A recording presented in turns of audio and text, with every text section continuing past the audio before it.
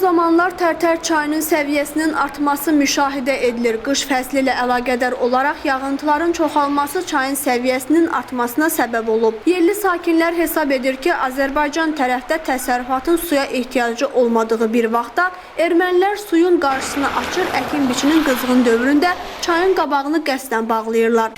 Məlum olduğu kimi, hal-hazırda ermənilər qış aylarında Sərsəng və Madağız su anbarlarında olan suyu boşaldırlar və həmin su Tərtər çayı vasitəsilə istifadəsiz olaraq gedir.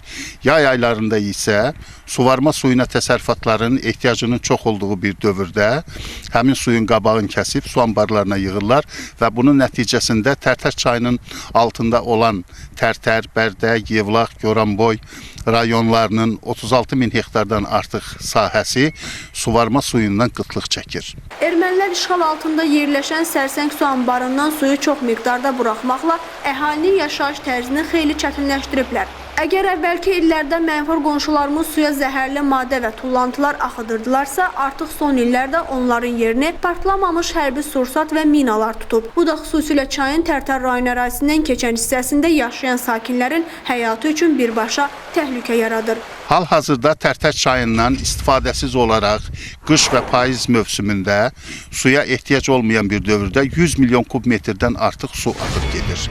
Hansı ki bu su vasitəsilə il ərzində Tərtər rayonunun 25 min hektar təsərrüfatında olan sahələri 3-4 dəfə suvarma suyu ilə suvarmaq mümkündür.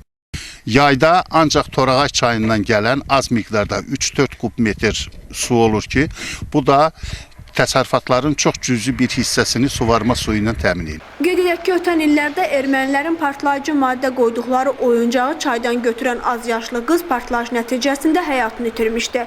Şalə Bayramlı, Şamxal Cəlloğlu, Səs TV, Tərtər.